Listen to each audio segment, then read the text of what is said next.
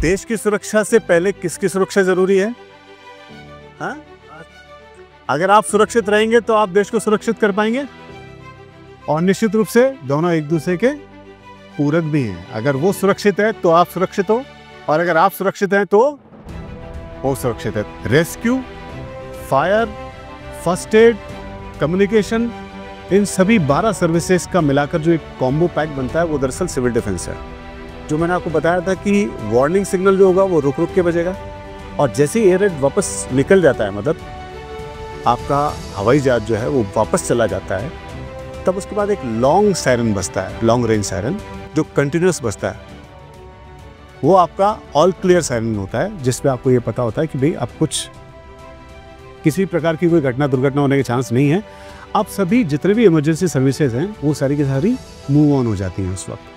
Practical session पर ध्यान देंगे कि एक रस्सा है, रस्से के सहारे हम लोग कैसे दूसरे व्यक्ति की या खुद की जान बचा सकते हैं। इससे ये अलग अलग प्रकार के रॉप्स हो सकते हैं। रेस्क्यू में हम काम लेते हैं BOB रॉप, ब्रेड ऑन ब्रेड, जो बहुत अच्छा रस्सा माना गया है।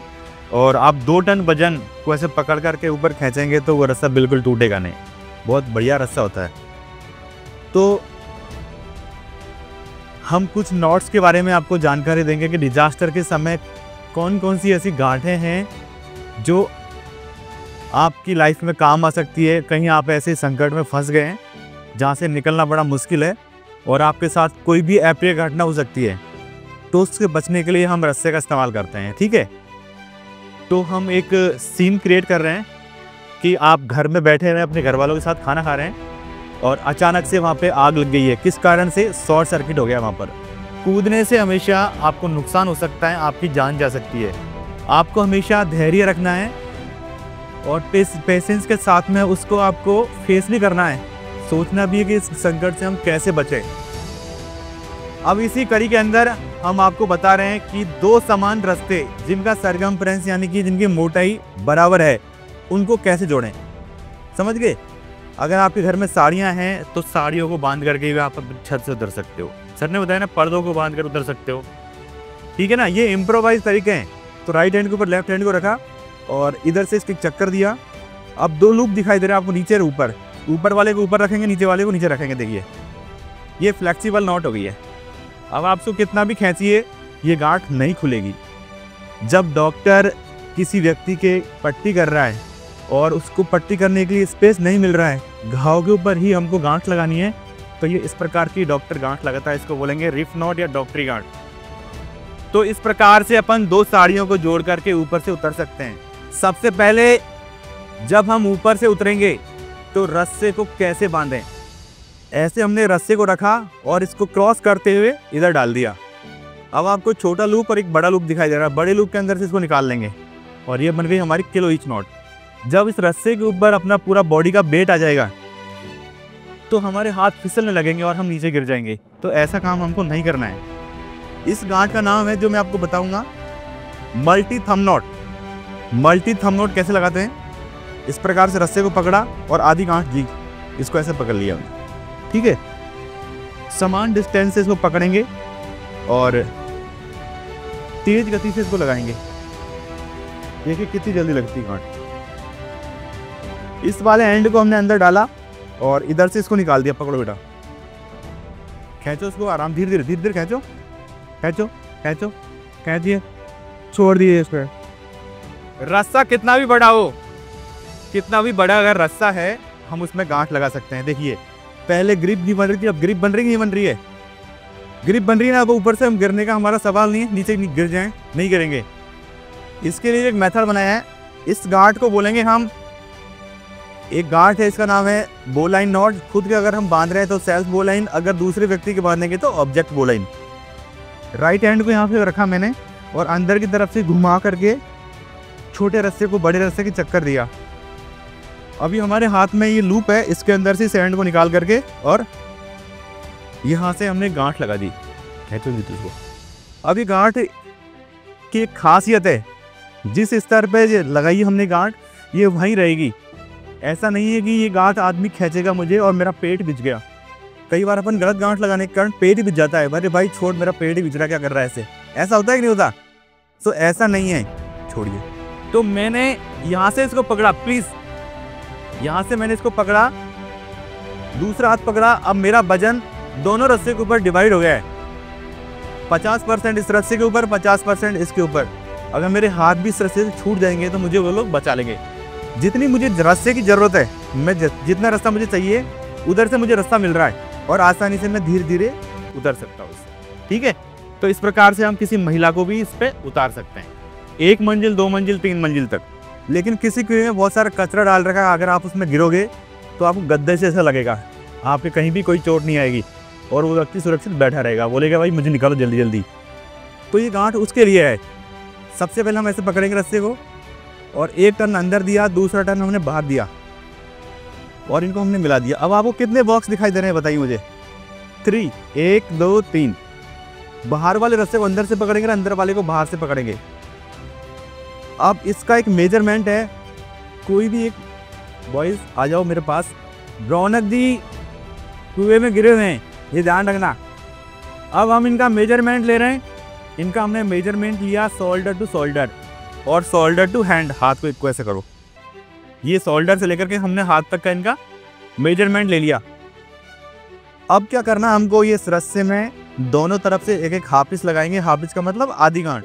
आधी गांठ लगाने के बाद में इस लूप के अंदर से इसको निकाल देंगे और ये साइड अब लॉक हो गई है, प्रॉपर तरीके से लॉक हो गई है।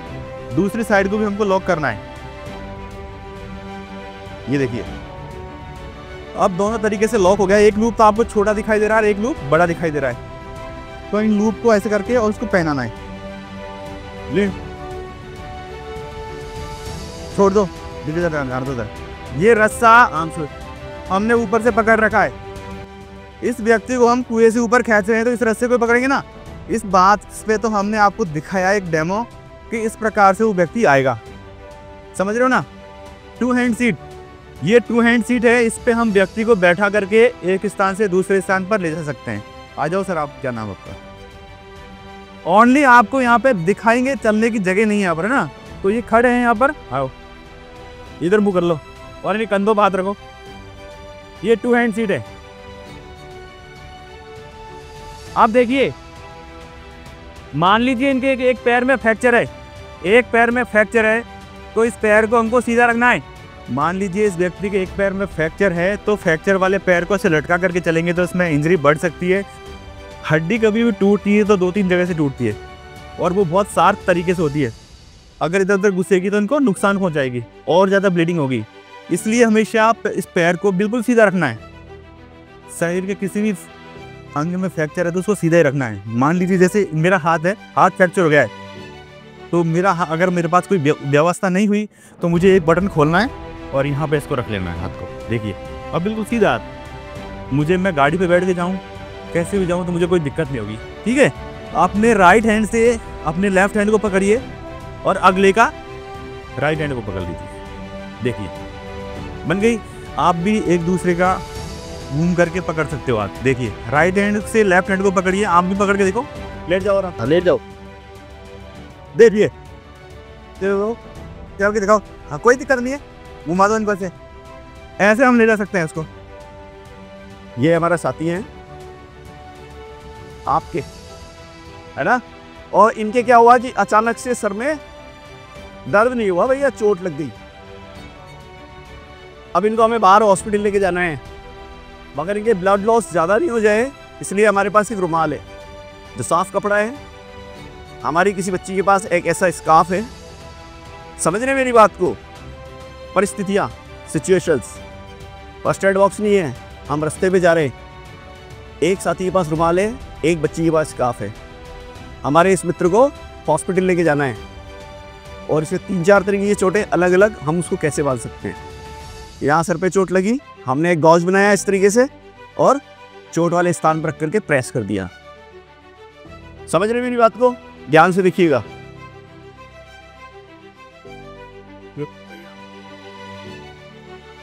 इस तरीके के ट्रायंगुलर शीट में होती है आपकी। स्कार्फ को लेंगे, आगे देखो, आप सामने देखिए।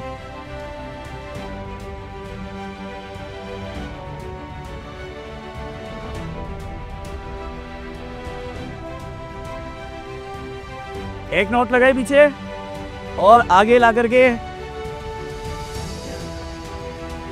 बिल्कुल इधर भी देखते रहिए ध्यान से। हमारे भीम सिंह जी ने आपको भी एक रिफ नॉट बताई थी, डॉक्टरी गार्ड फ्लेक्सिबल नॉट बताई थी। ये देखिए, अब जबड़े में चोट लग गई तो क्या करना है, ये पहले खुला हुआ था, एक बार सुनिए मेरी बात, पहले खुला हुआ था, अब हम क्या करेंगे, उसे फोल्ड कर लेंगे। ये हमारा साथी है, ये कॉन्शियस है ना। इस तरीके से हमने गौज ली और रौनक जी को कहा कि रौनक जी इसको यहाँ पकड़ लीजिए, पकड़ लो रौनक जी, होश में है बस है जी। साइड में कर लेते हैं, साइड में कर लेंगे भाई, साइड में करवाते हैं। आप बताइए कहाँ करवाना है, आंखों में भी ये करवाते हैं। एक मिनट पहले एक एक चीज करेंगे, साइड में। चलिए, हमने इसको ऐसे फोल्ड किया, रौनक जी छोड़ो, दोनों हाथों को दोनों कालों की साइड लगा लो, नहीं ऐसे करके चिपका लो, बस हाथों पकड़ लो। अरे भैया यहाँ पकड़ लो, पकड़ लिया।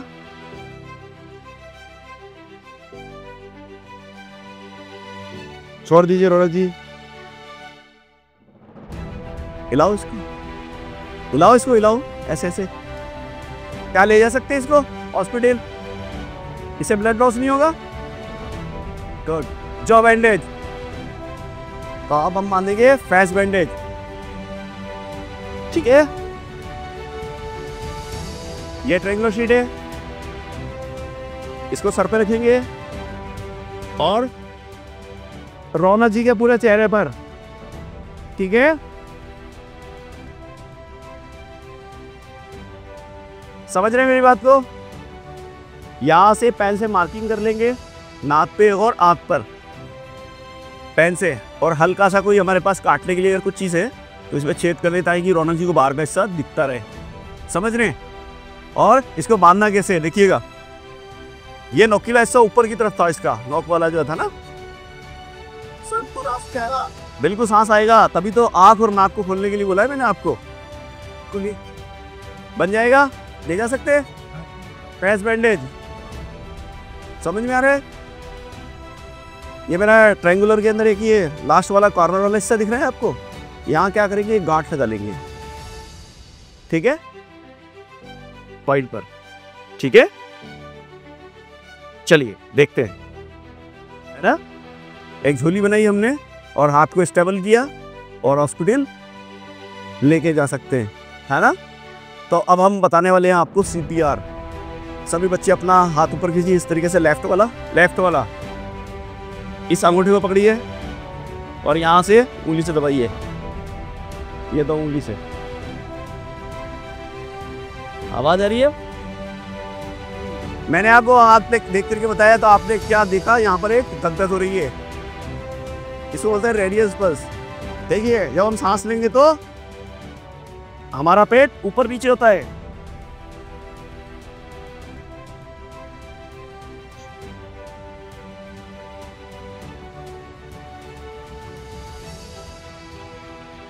ऊपर नीचे हो रहा है। लुक, लिसन, फील किया हमने, no response, start the CPR, है ना। तो उससे पहले क्या करेंगे, ABC, एयरवेज, ब्रीदिंग और सर्कुलेशन।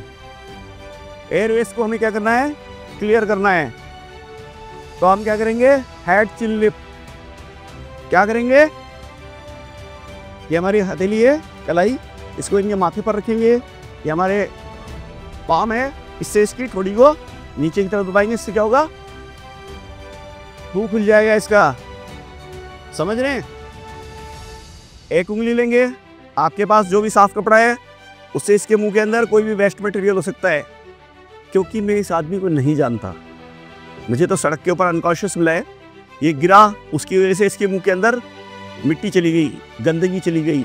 हो सकता है ये व्यक्ति गुटखा खाने वाला हो सकता है, हो सकता है ये व्यक्ति मुंह में नकली दांत हो सकते हैं, जबानी निकल गई और निकल करके एयरवेज को क्या कर रही है, ब्लॉक। अभी हमारे को क्या करना है, 30-30 के 3 सर्कल इसको देने हैं, 30-30 के चेस्ट पंपिंग के 3 सर्कल इसको देने हैं, राइट। अभी हमारा हाथ लेंगे और इससे इसकी नाक को अच्छे से बंद कर देंगे और बाहर से ऐसे सांस लेंगे और लेने के बाद